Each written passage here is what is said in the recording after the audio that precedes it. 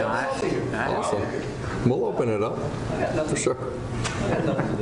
They're not going to open it up. All right, Coach will make an opening statement, and then we'll go into questions. Shoot.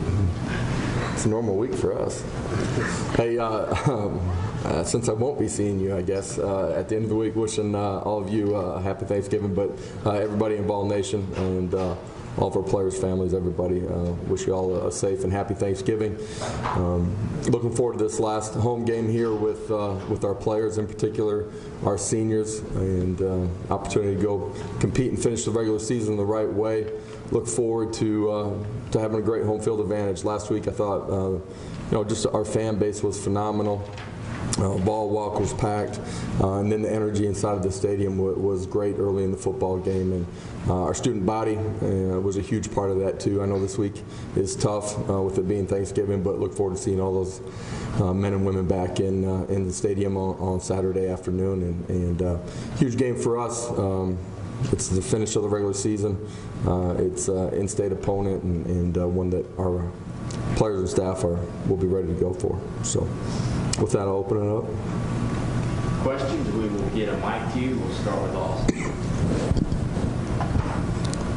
Coach, you were once a player. What was senior day like for you? And will you talk to those guys this week about the emotions and controlling the emotions of playing your final game, that type of thing? Yeah, for sure. It is one that you remember parts of it. The 4 or 5 years go really quick. When you're a freshman, it seems like it's a long ways away. By the time you get to the end of it, it goes really quickly. Really appreciative of all that our guys have done here. In particular, since I've gotten here, just they've been a huge part of laying the foundation to our program and been instrumental in the acceleration of our growth as a program too. I think the emotion. You get done with warm-ups. You get a chance to see your family. That part's different, unique, and because of that, I think you truly try to soak some things in that maybe you haven't as much during the course of your career. But then when you go back in that locker room before you run out, then it becomes ball, and for our guys, separating the two will be important, and preparing the right way, and then executing once the game's kicked off. But again, it is something that you certainly will remember. West and Vince. Josh, after you got here, I know it's always hard to tell exactly what you've got until you can go play other teams, but was there a point any time this spring or this summer or camp when you really kind of looked at the team on film and looked at your staff and said, I think we have enough to be a pretty competitive team here? Because a lot of people didn't necessarily expect that to be the case. Yeah, for sure. I think outside expectations, outside noise is something that myself and our staff have tried to not pay attention to, and I think our players have bought into that as well. And from the moment that I got here, I never placed a ceiling on what our football team could do. You've heard me say it, that we are in a race against ourselves. I'm so proud of the growth from the first day that I got here to who we are now. Certainly want some things to be better at the same time too as a coach, but the growth of individuals and collectively as a team, really special, and I think we've laid a great foundation to what we're going to be in the future. Josh, you've talked about Cedric Tillman, and obviously he continues to produce for you. His numbers the last 5 games, if you were to put him out into a full season, set records at UT. What's still out there for Cedric Tillman still to be able to accomplish as a player? Yeah, he's still growing as a player. Extremely confident, great understanding of what we're doing, but is going to continue to get better just fundamentally, and you've seen him make a bunch of competitive plays here down the stretch. That's just scratching the surface of his ability to make plays. He's going to continue to get better. He's going to be an extremely dynamic player. Coach, Chloe Levering, WUTK. Is there anything, I know you mentioned senior night, of course, this Saturday is going to be the last regular season game on Rocky Top. Is there anything besides just making sure all those guys have a great senior night, anything that you are setting out to prove this Saturday against Vandy? Yeah, it's for us that we're going to finish as a program. You heard me talking a little bit about that last week, but this is the end of the regular season that we're going to finish it. That our preparation is going to be consistent but continue to get better. you're constantly proving things to yourself, and to me that's what we're trying to do this Saturday.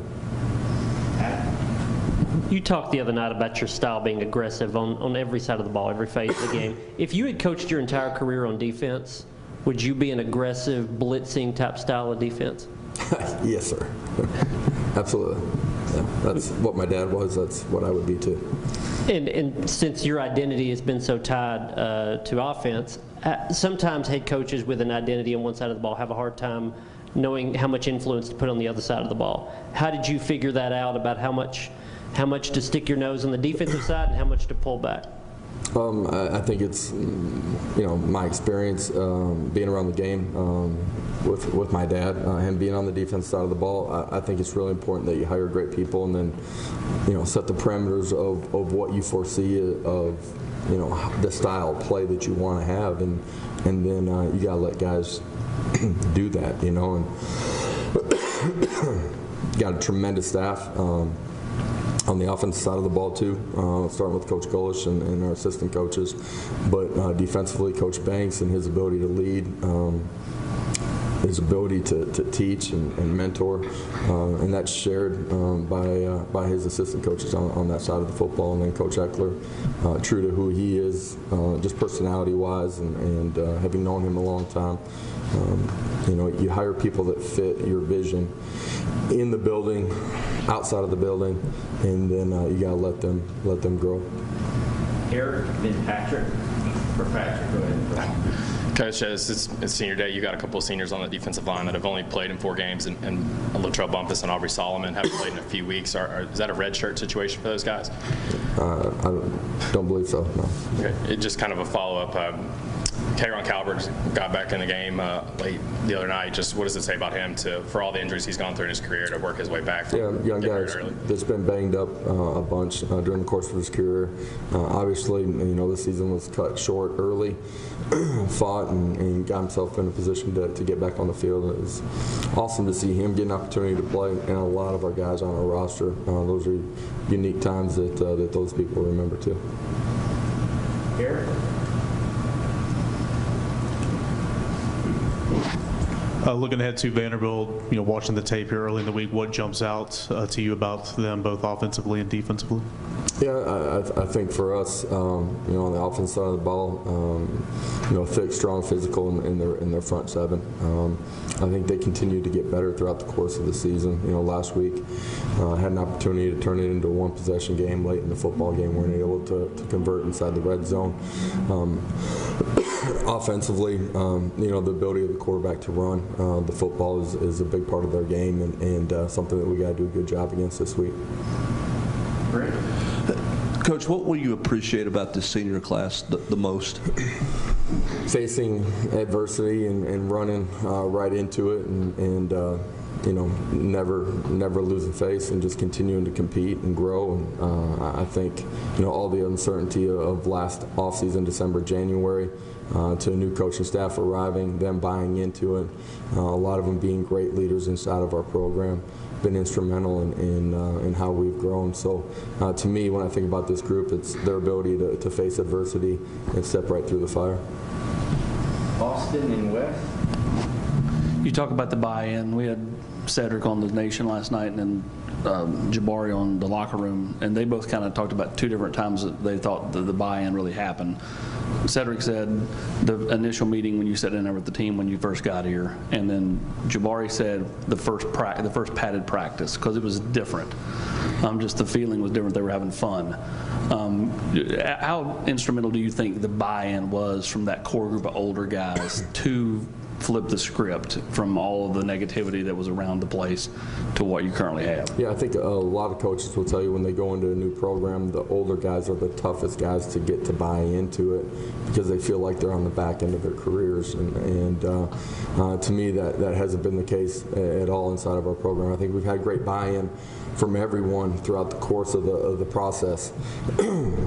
I don't know when I felt like the buy-in continued to grow throughout the course of it. After our initial meeting, I think there was some energy from them that, man, maybe things are going to be different. But like all young kids, right, young players, I think your actions speak a lot louder than your words. And so the consistency of what we did in those first 2-3 weeks was really important. But then you get on the field. First practice was different. The first padded practice was different. I think they understood our expectations, but then started to grow and feel comfortable and knew that they were going to have an opportunity to learn and grow inside of the game and do it in a really positive way. I think throughout the course of the summer, there was buy-in just in the way we were preparing them. It was different. They felt like they were getting stronger and going to be in great shape to go compete.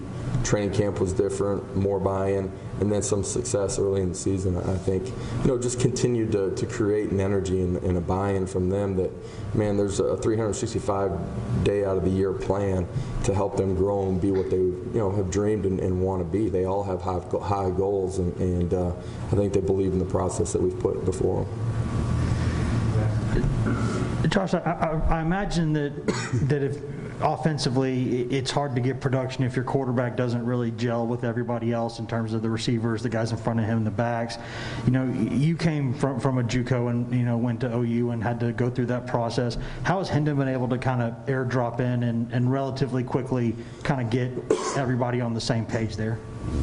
Well, I think for Hendon, it starts with just who he is. Everybody sees his work ethic and his ability to relate and communicate and lead the players around him. As he's played more, he's continued to grow in comfort and understanding. The little things have added up to the big things that equal success that everybody can see. The quarterback position is really important. It's hard to be successful when you don't have a guy playing at a high level. At the same time, it takes 10 other guys around him for him to maximize what he's able to do. And I think, our players have continued to grow. You guys have seen us incrementally get better throughout the course of the season. And, he's been a big part of that, but so have the other guys around him.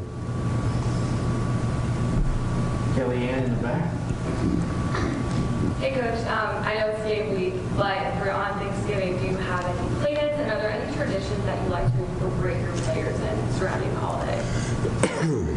Yeah, I'm going to have about 25 people in this week, so there will be a lot going on. My wife will take care of most of that. I'll have some nieces and nephews running around at practice. I think it's a awesome time. You want to be playing football this weekend.